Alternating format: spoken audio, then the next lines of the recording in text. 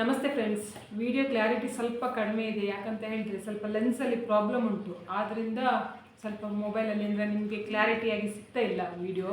ಆದರೆ ಉಂಟಲ್ಲ, ನಾನು ಹೇಳಿದ ಮಾತನ್ನು ನೀವು ಕೇಳಿದರೆ ಸಾಕಾಗುತ್ತೆ. ನಿಮಗೆ ವಿಡಿಯೋ ಕ್ಲಾರಿಟಿ ಬೇಕಂತ ಹೇಳ್ಕೊಂಡು ಇಲ್ಲ. ನೋಡಿ, ಇವತ್ತು ಸೋಮಾವತಿ ಅಮಾವಾಸ್ಯೆ. ದಯವಿಟ್ಟು ನಿಮ್ಮ ಮನೆ ಏಳಿಗೆ ಆಗಬೇಕಾದ್ರೆ, ನಿಮ್ಮ ಮನೆಯ ರಕ್ಷಣೆ ಆಗಬೇಕಾದ್ರೆ, ನಿಮ್ಮ ಮನೆ ಅಭಿವೃದ್ಧಿ ಆಗಬೇಕಾದ್ರೆ ದಯವಿಟ್ಟು ಈ ಕೆಲಸವನ್ನು ಮಾಡಿಕೊಂಡು ಬನ್ನಿ.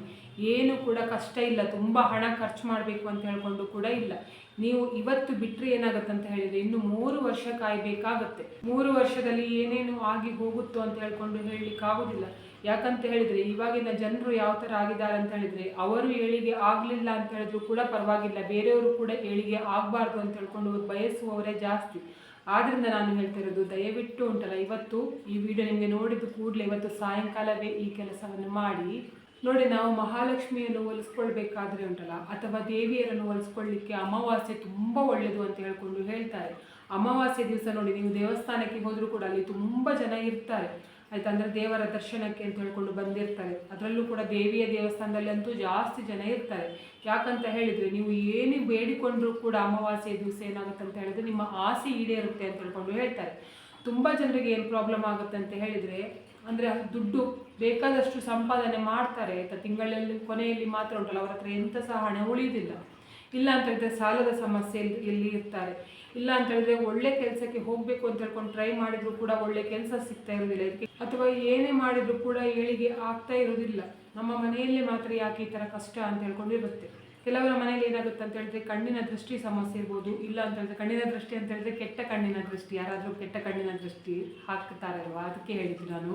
ಮತ್ತು ಕಣ್ಣಿನ ಸಮಸ್ಯೆ ಬಗ್ಗೆ ಅಲ್ಲ, ಆ ಥರ ಸಮಸ್ಯೆ ಇರ್ಬೋದು. ಇನ್ನು ಕೆಲವರ ಮನೆಯಲ್ಲಿ ಉಂಟಲ್ಲ ಬ್ಲ್ಯಾಕ್ ಮ್ಯಾಜಿಕ್ ಮಾಡಿರ್ಬೋದು. ಅದು ಈ ಅಮಾವಾಸ್ಯೆ ನಂತರ ಉಂಟಲ್ಲ, ಇದೆಲ್ಲ ಸಮಸ್ಯೆ ಕೂಡ ಜಾಸ್ತಿ ಆಗ್ತಾ ಹೋಗುತ್ತೆ, ಆಯಿತಾ. ಆದ್ದರಿಂದ ನೀವು ತಪ್ಪಿಸ್ಕೊಳ್ಬೇಕಾದ್ರೆ ಏನು ಮಾಡಬೇಕು ಅಂತ ಹೇಳ್ಕೊಂಡು ಹೇಳ್ತೇನೆ. ಇವತ್ತು ಸಾಯಂಕಾಲ ಸೂರ್ಯ ಅಸ್ತ ಆದ ನಂತರ ನೀವು ಸಾಯಂಕಾಲದಿಂದ ರಾತ್ರಿ 12 ಗಂಟೆ ತನಕ ಯಾವ ಸಮಯದಲ್ಲಿ ಬೇಕಾದರೆ ಮಾಡಬಹುದು ಇದನ್ನು. ಆದರೆ ನಿಮ್ಮ ಮನೆಯಿಂದನೇ ಮಾಡಿಕೊಂಡು ಹೋಗಬೇಕು ಈ ವಸ್ತುಗಳನ್ನು, ಆಯಿತಾ. ನಿಮಗೆ ಮನೆ ಏಳಿಗೆ ಆಗಬೇಕು ಅಂತ ಹೇಳಿದರೆ ದಯವಿಟ್ಟು ಮಾಡಿ. ನಾನು ಕೂಡ ಇದನ್ನು ಮಾಡ್ತಾ ಇದ್ದೇನೆ. ಯಾಕಂತ ಹೇಳಿದರೆ ನಮ್ಮ ಮನೆ ಏಳಿಗೆ ಆದರೆ ಮಾತ್ರ ನಾವು ಏಳಿಗೆ ಆಗೋದು. ನಮ್ಮ ಸಂಬಂಧಿಕರು ಏಳಿಗೆ ಆದರೆ ಅಥವಾ ನಮ್ಮ ಪಕ್ಕದ ಮನೆಯವರು ಏಳಿಗೆ ಆದರೆ ನಮಗೆ ಎಂಥ ಸಹ ಪ್ರಯೋಜನ ಇಲ್ಲ. ನಮ್ಮ ಏಳಿಗೆ ಆದರೆ ಮಾತ್ರ ನಮಗೆ ಒಳ್ಳೆಯದಾಗೋದಲ್ವ. ಆ ಕಾರಣಕ್ಕೆ ಹೇಳೋದು, ನಮ್ಮ ಏಳಿಗೆ ಆಗಬೇಕಾದ್ರೆ ದಯವಿಟ್ಟು ಇದನ್ನು ಮಾಡಿ ಅಂತ ಹೇಳ್ಕೊಂಡು. ಏನು ಮಾಡಬೇಕು ಅಂತ ಹೇಳಿದರೆ, ಸ್ವಲ್ಪ ಗೋಧಿ ಹಿಟ್ಟನ್ನು ತಗೊಳ್ಳಿ. ಗೋಧಿ ಹಿಟ್ಟು ನೀವು ಮಾಮೂಲಿ ಇವಾಗ ಚಪಾತಿ ಮಾಡಲಿಕ್ಕೆ ಯಾವ ಥರ ಮಾಡ್ತೀರಿ ನೋಡಿ, ಅದೇ ಥರ ಉಂಡೆಯನ್ನು ಮಾಡಿ. ಅದರ ನಂತರ ಏನು ಮಾಡಿ ಅಂತ ಹೇಳಿದರೆ ಅದರಿಂದ ಒಂದು ದೀಪವನ್ನು ಮಾಡಿ, ಆಯಿತಾ. ದೀಪ ಅಂದರೆ ಹಣತೆಯನ್ನು ಮಾಡಬೇಕು. ನೀವು ಚಪಾತಿ ಹಿಟ್ಟನ್ನು ಹೇಗೆ ಲಡ್ಡು ಥರ ಮಾಡ್ತೀರ ನೋಡಿ, ಆವಾಗ ಅದರಲ್ಲೇ ಶೇಪ್ ಕೊಡಲಿಕ್ಕೆ ಆಗುತ್ತೆ. ಅದ್ರ ಶೇಪೇನು ಚೆಂದ ಆಗಬೇಕು ಅಂತ ಹೇಳ್ಕೊಂಡು ಇಲ್ಲ. ಏನು ಮಾಡಿ ಅಂತ ಹೇಳಿದ್ರೆ ಅದರಲ್ಲಿ ಒಂದು ಹಣತೆಯನ್ನು ಮಾಡಿ. ಅದ್ರ ನಂತರ ಏನು ಮಾಡ್ಕೊಳ್ಬೇಕು ಅಂತ ಹೇಳಿದ್ರೆ ಒಂದು ಪ್ಲೇಟ್ ತೊಗೊಳ್ಳಿ. ಪ್ಲೇಟ್ ತೊಗೊಂಡು ಏನು ಮಾಡಿ ಅಂತ ಹೇಳಿದರೆ ನೀವು ಮಾಡಿರುವ ದೀಪವನ್ನು 2 ದೀಪ ಅಥವಾ 2 ಜೊತೆ, ಅಂದರೆ ಒಂದು ಜೊತೆ ದೀಪ ಸಾಕಾಗುತ್ತೆ, 2 ದೀಪ ಅಂತ ಹೇಳಿದರೆ ಏನು ಮಾಡಿ ಅಂತ ಹೇಳಿದರೆ ಅದನ್ನು ಸೈಡಲ್ಲಿ ಇಡಿ. ಅದರ ನಂತರ ಏನು ಮಾಡಿ ಅಂತ ಹೇಳಿದ್ರೆ ಸ್ವಲ್ಪ ಕಪ್ಪು ಎಳ್ಳನ್ನು ತೊಗೊಳ್ಳಿ. ಕಪ್ಪು ಎಳ್ಳನ್ನು ಕೂಡ ಆ ಬಟ್ಟಲಲ್ಲೇ ಸೈಡಲ್ಲಿ ಇಟ್ಕೊಳ್ಳಿ. ಆಮೇಲೆ ಇದು 4 ಬತ್ತಿಯನ್ನು ತಗೊಳ್ಳಿ. ಅಂದರೆ ಒಂದೊಂದು ದೀಪಕ್ಕೆ 2 ಬತ್ತಿ. ನಾವು ದೇವರಿಗೆ ದೀಪ ಹಚ್ಚುವಾಗ ಹೀಗೆ ಸ್ಟ್ರೈಟ್ಲಿ ಹಚ್ತೇವಲ್ಲ, ಇದು ಹಾಗಲ್ಲ, ಈ ರೀತಿ ಅಡ್ಡವಾಗಿ ಇದು ಬತ್ತಿಯನ್ನು ಹಚ್ಚಬೇಕು, ಆಯಿತಾ. ಆದ್ದರಿಂದ ಈ ರೀತಿಯಲ್ಲಿ ಹಚ್ಚಲಿಕ್ಕೆ ಒಂದೊಂದು ದೀಪಕ್ಕೆ 2 ಬತ್ತಿ ಲೆಕ್ಕದಲ್ಲಿ 4 ಬತ್ತಿಯನ್ನು ತಗೊಳ್ಳಿ. ಆಮೇಲೆ ಏನು ಮಾಡಬೇಕು ಅಂತ ಹೇಳಿದ್ರೆ, ನೀವು ಎಣ್ಣೆ ಉಂಟಲ್ಲ, ಯಾವ ಕಾರಣಕ್ಕೂ ಎಳ್ಳೆಣ್ಣೆ ತೊಗೊಳ್ಳಿಕ್ಕೆ ಹೋಗಬೇಡಿ, ಸಾಸಿವೆ ಎಣ್ಣೆಯನ್ನೇ ತಗೊಳ್ಳಿ. ಸಾಸಿವೆ ಎಣ್ಣೆ ತಗೊಂಡ್ರೆ ಒಳ್ಳೆಯದು. ಆಮೇಲೆ ಏನು ಮಾಡಬೇಕು ಅಂತ ಹೇಳಿದರೆ, ಒಂದು ಲೋಟದಲ್ಲಿ ಉಂಟಲ್ಲ ಶುದ್ಧವಾದ ನೀರನ್ನು ತಗೊಳ್ಳಿ, ಇನ್ನೊಂದು ಲೋಟದಲ್ಲಿ ಹಸಿ ಹಾಲನ್ನು ತಗೊಳ್ಳಿ, ಆಯಿತಾ. ಆಮೇಲೆ ಏನು ಮಾಡಿ ಅಂತ ಹೇಳಿದರೆ ಆ ಬಟ್ಟಲು ಕೂಡ, ಆಯಿತಾ, ಬಟ್ಟಲು ಕೂಡ ಏನು ಮಾಡಬೇಕು ಅಂತ ಹೇಳಿದರೆ ಅದನ್ನು ಯಾವುದಾದ್ರೂ ಒಂದು ಬಟ್ಟೆಯಿಂದ ಮುಚ್ಚಿ ನೀವು ದೇವಸ್ಥಾನಕ್ಕೆ ತಗೊಂಡು ಹೋಗಬೇಕು. ದೇವಸ್ಥಾನ ಆದರೂ ಕೂಡ ಪರವಾಗಿಲ್ಲ, ಅಂದರೆ ಅರಳಿ ಮರದ ಹತ್ರ ತಗೊಂಡು ಹೋಗಬೇಕು. ಅರಳಿ ಮರ ಅಂತ ಹೇಳಿದರೆ ಅಶ್ವತ್ಥ ಮರ ಅಂತ ಹೇಳ್ಕೊಂಡು ಹೇಳ್ತಾರೆ, ಆಯಿತಾ. ಆ ಮರದ ಹತ್ರ ತಗೊಂಡು ಹೋಗಬೇಕು. ಹೋಗಿ ಏನು ಮಾಡಬೇಕು ಅಂತ ಹೇಳಿದರೆ, ಇವಾಗ ಒಂದು ವೇಳೆ ದೇವಸ್ಥಾನದ ಹತ್ರ ಇಲ್ಲ, ಆದರೆ ನಮ್ಮ ಮನೆ ಹತ್ರನೇ ಒಂದು ಅರಳಿ ಮರ ಉಂಟು, ಆದರೆ ಅದಕ್ಕೆ ಉಪನಯನ ಆಗಿದೆ, ಅಂದರೆ ಅದಕ್ಕೆ ಕಟ್ಟೆ ಎಲ್ಲ ಕಟ್ಟಿದ್ದಾರೆ ಅಂತ ಹೇಳ್ಕೊಂಡಾದರೆ ಆ ಮರ ಕೂಡ ಶ್ರೇಷ್ಠನೇ, ಆಯಿತಾ. ಅದಕ್ಕೆ ಕೂಡ ಮಾಡ್ಬೋದು. ದೇವಸ್ಥಾನದ ಬಳಿಯೇ ಹೋಗಬೇಕು ಅಂತ ಹೇಳ್ಕೊಂಡಿಲ್ಲ, ಆದರೆ ಕಟ್ಟೆ ಇರುವುದಿಲ್ಲ ನೋಡಿ, ಅಂದರೆ ಅರಳಿ ಮರಕ್ಕೆ, ಅಂಥ ಮರಕ್ಕೆ ಮಾಡಿದರೆ ಪ್ರಯೋಜನಕ್ಕೆ ಇಲ್ಲ, ಕಟ್ಟೆ ಕೂಡ ಇರಬೇಕು. ಆ ರೀತಿಯಲ್ಲಿ ಅರಳಿ ಮರವನ್ನು ಹುಡುಕಿ ಏನು ಮಾಡಬೇಕು ಅಂತ ಹೇಳಿದರೆ, ನೀವು ಮನೆಯಿಂದಲೇ ತೊಗೊಂಡು ಹೋಗಿದ್ದೀರಲ್ವ ಹಸಿ ಹಾಲನ್ನು ಮತ್ತು ನೀರನ್ನು, ಅದನ್ನು ಏನು ಮಾಡಿ ಅಂತ ಹೇಳಿದರೆ ಎರಡನ್ನೂ ಕೂಡ ಮಿಕ್ಸ್ ಮಾಡಿ.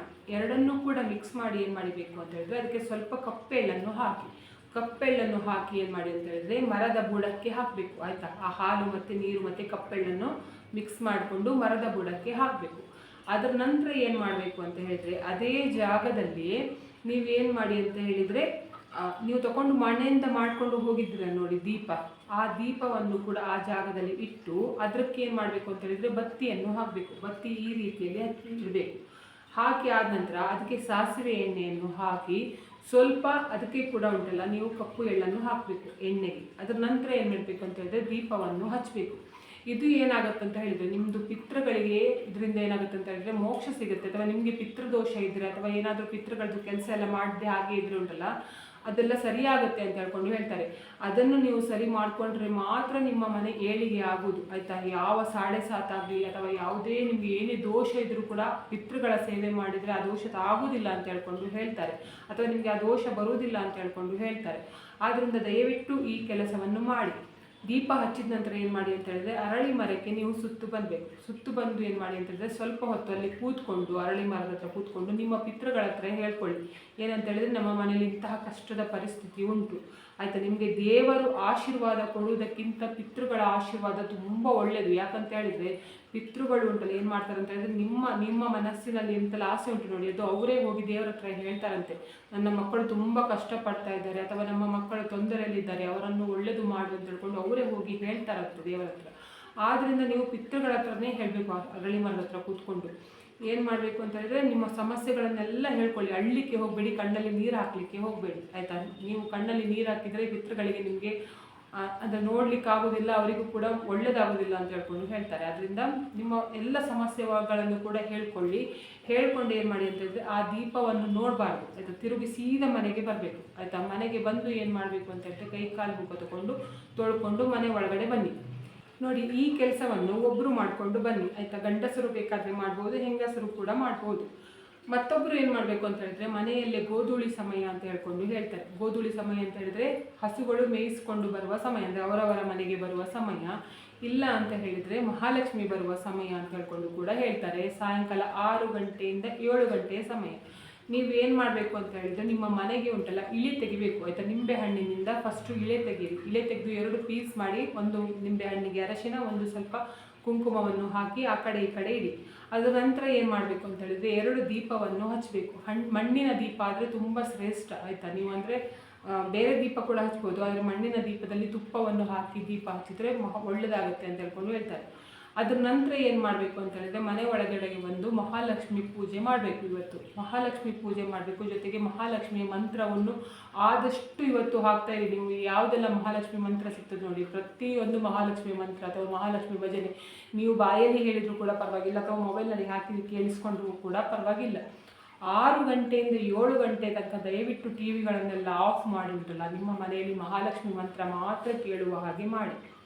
ಹೀಗೆ ಮಾಡಿದರೆ ಏನಾಗುತ್ತಂತ ಹೇಳಿದರೆ ಮಹಾಲಕ್ಷ್ಮಿ ನಿಮ್ಮ ಮನೆಗೆ ಬರ್ತಾಳೆ ಇವತ್ತು ಅಂತ ಹೇಳ್ಕೊಂಡು ಹೇಳ್ತಾರೆ. ಆಯಿತಾ? ಎಷ್ಟು ಕಷ್ಟ ಇದ್ದರೂ ಕೂಡ, ಎಷ್ಟು ದರಿದ್ರ ಇದ್ದರೂ ಕೂಡ ಅದು ಪರಿಹಾರ ಆಗುತ್ತೆ ಅಂತ ಹೇಳ್ಕೊಂಡು ಹೇಳ್ತಾರೆ. ಆದ್ದರಿಂದ ಹೇಳ್ತಿರೋದು ಮಹಾಲಕ್ಷ್ಮಿಗೆ ಆದಷ್ಟು ಉಂಟಲ್ಲ ನೀವು ಕೆಂಪು ಬಣ್ಣದ ಹೂಗಳಿಂದ ಆರಾಧನೆ ಮಾಡಿ. ನಿಮ್ಮ ಮನೆಯಲ್ಲಿ ಯಾವುದು ಉಂಟು ನೋಡಿ, ಏನಾದರೂ ಸ್ವೀಟ್ ಏನಾದರೂ ಮಾಡಿ, ಬೆಲ್ಲದನ್ನಾಗಲಿ ಯಾವುದೇ ಆದರೂ ಕೂಡ ಸ್ವೀಟ್ಗಳನ್ನು ಇಡ್ಬೋದು. ನಿಮ್ಮ ಮನೆಯಲ್ಲಿ ಏನು ಕೂಡ ಮಾಡುವ ಪರಿಸ್ಥಿತಿ ಇಲ್ಲ, ನಮಗೆ ತುಂಬ ಕಷ್ಟ ಉಂಟು ಅಂತ ಹೇಳಿದರೆ ಕಲ್ಲು ಸಕ್ಕರೆ ಇಟ್ಟರೂ ಕೂಡ ಸಾಕಾಗುತ್ತೆ. ಇಲ್ಲ ಅಂದರೆ 1 ಲೋಟ ಹಸಿ ಹಾಲನ್ನು ಇಟ್ಟರೂ ಕೂಡ ಪರವಾಗಿಲ್ಲ. ಏನೂ ಇಲ್ಲ ಅಂತ ಹೇಳಿದ್ರೆ ಸ್ವಲ್ಪ ಡ್ರೈ ಫ್ರೂಟ್ಸ್ ಆದರೂ ಇಟ್ಟರೂ ಕೂಡ ಪರವಾಗಿಲ್ಲ. ಆಯಿತಾ? ನಿಮ್ಮ ಶಕ್ತಿಗೆ ಯಾವುದು ಉಂಟು ನೋಡಿ ಅದನ್ನು ಇಡಿ. ಅದರ ನಂತರ ಏನಾಗುತ್ತೆ ಅಂತ ಹೇಳಿದ್ರೆ ನಿಮ್ಮ ಮನೆ ಅಭಿವೃದ್ಧಿ ಮಾಡ್ತಾ ಹೋಗ್ತಾಳೆ ಮಹಾಲಕ್ಷ್ಮಿ ಅಂತ ಹೇಳ್ಕೊಂಡು ಹೇಳ್ತಾರೆ. ಯಾಕಂತ ಹೇಳಿದ್ರೆ ಈ ಕಡೆ ನೀವು ಪಿತೃಗಳಿಗೆ ಕೂಡ ಸಮಾಧಾನ ಮಾಡಿದ್ದೀರಾ, ನಿಮ್ಮ ಗ್ರಹಚಾರ ಹೋಗಲಿ ಅಂತ ಅರಳಿ ಮರಕ್ಕೂ ಕೂಡ ದೀಪ ಹಚ್ಚಿ ಬಂದಿದ್ದೀರಾ, ಈ ಕಡೆ ಮಹಾಲಕ್ಷ್ಮಿ ಕೂಡ ಪೂಜೆ ಮಾಡ್ತಿದ್ದೀರಲ್ಲ, ಎರಡೂ ಕಡೆಯಿಂದ ಏನಾಗುತ್ತೆ ಅಂತ ಹೇಳಿದ್ರೆ ನಿಮ್ಮ ಕಷ್ಟ ಪರಿಹಾರ ಆಗುವ ಹಾಗೆ ಮಾಡುತ್ತೆ. ಇವಾಗ ಮನೆಯಲ್ಲಿ ಉಂಟಲ್ಲ ಏನು ಸಮಸ್ಯೆ ಅಂತ ಹೇಳಿದರೆ ನಮ್ಮ ಮನೆಯಲ್ಲಿ ಬೇರೆಯವರು ಯಾರು ಮಾಡಲಿಕ್ಕೆ ಆಗೋದಿಲ್ಲ, ನಾವು ಒಬ್ಬರೇ ಹೆಂಗಸಿರೋದು. ನಾನು ಅಲ್ಲಿ ಅರಳಿ ಮರದ್ದು ಕೂಡ ನಾನೇ ಮಾಡಬೇಕು ಅಥವಾ ಮನೆಯಲ್ಲೂ ಕೂಡ ನಾನೇ ಮಾಡಬೇಕು ಅಂತ ಹೇಳಿದರೆ ನೀವು ಏನು ಮಾಡಿ ಅಂತ ಹೇಳಿದ್ರೆ ಫಸ್ಟು ನೀವು ಮನೆಯಲ್ಲಿ ಮಹಾಲಕ್ಷ್ಮಿ ಪೂಜೆ ಮಾಡಿಕೊಳ್ಳಿ. ಆಯಿತಾ? ಮಹಾಲಕ್ಷ್ಮಿ ಪೂಜೆ ಮಾಡಿದ ನಂತರ ಉಂಟಲ್ಲ, ಆಮೇಲೆ ಮಹಾಲಕ್ಷ್ಮಿ ಪೂಜೆ ಆದ ನಂತರನೇ ಡೈರೆಕ್ಟಾಗಿ ಅರಳಿ ಮರಕ್ಕೆ ಹೋಗಲಿಕ್ಕೆ ಹೋಗ್ಬಿಡಿ. ಸ್ವಲ್ಪ ಹೊತ್ತು ಕೂತ್ಕೊಳ್ಳಿ ಮನೆಯಲ್ಲಿ. ಸ್ವಲ್ಪ ಹೊತ್ತು ಕೂತ್ಕೊಂಡು ಆಮೇಲೆ ಏನು ಮಾಡಿ ಅಂತ ಹೇಳಿದ್ರೆ ಅರಳಿ ಮರಕ್ಕೆ ಹೋಗಿ ದೀಪವನ್ನು ಹಚ್ಚಿ ಕೂಡ ಬರ್ಬೋದು. ಮತ್ತು ಇವತ್ತು ಉಂಟಲ್ಲ ಸಾಯಂಕಾಲ ಆದ ನಂತರ ಉಂಟಲ್ಲ ಯಾರಾದರೂ ಬಡವರು ತುಂಬ ಬಡವರು ಅಂತ ಹೇಳ್ಕೊಂಡು ಕಾಣಿಸ್ತಾರೆ ನೋಡಿ, ಅಂಥವರಿಗೆ ಏನಾದರೂ ನಿಮ್ಮ ಕೈಯಲ್ಲಿ ಸಹಾಯ ಮಾಡಿದರೂ ಕೂಡ ನಿಮ್ಮ ದರಿದ್ರ ಉಂಟಲ್ಲ ಆ ಮೂಲಕ ಕಳೆಯುತ್ತೆ ಅಂತ ಹೇಳ್ಕೊಂಡು ಹೇಳ್ತಾರೆ. ಹಣ ಕೊಡಲಿಕ್ಕೆ ಹೋಗ್ಬಿಡಿ, ಅದರ ಬದಲಿಗೆ ಯಾವುದಾದ್ರೂ ಬಟ್ಟೆ ಕೊಡ್ಬೋದು. ಅಂದರೆ ಹೊಸದಾಗಿ ತಗೊಂಡಿರುವ ಬಟ್ಟೆ, ಹಳೆ ಬಟ್ಟೆ ಎಲ್ಲ ಕೊಡಲಿಕ್ಕೆ ಹೋಗ್ಬೇಡಿ. ಹೊಸ ಬಟ್ಟೆಯನ್ನು ದಾನ ಮಾಡುವುದು, ಅನ್ನವನ್ನು ದಾನ ಮಾಡ್ಬೋದು, ಅಥವಾ ಯಾವುದಾದ್ರೂ ಫ್ರೂಟ್ಸ್ಗಳನ್ನು ಕೊಟ್ಟು ದಾನ ಮಾಡ್ಬೋದು. ಅಥವಾ ತುಂಬ ಆರೋಗ್ಯದ ಸಮಸ್ಯೆ ಉಂಟು ಅಂತ ಹೇಳ್ಕೊಂಡು ಹೇಳುವವರಿಗೆ ಅವರಿಗೆ ಏನಾದರೂ ಔಷಧ ಏನಾದರೂ ಬೇಕಾದರೆ ಅದನ್ನು ಕೂಡ ದಾನ ಮಾಡಬಹುದು. ಹೀಗೆ ಮಾಡಿದರೆ ಏನಾಗುತ್ತೆ ಅಂತ ಹೇಳಿದರೆ ನಿಮ್ಮ ದರಿದ್ರ ಉಂಟಲ್ಲ ಆ ವಸ್ತುವಿನ ಮೂಲಕ ಕಳೀತದೆ ಅಂತ ಹೇಳ್ಕೊಂಡು ಹೇಳ್ತಾರೆ.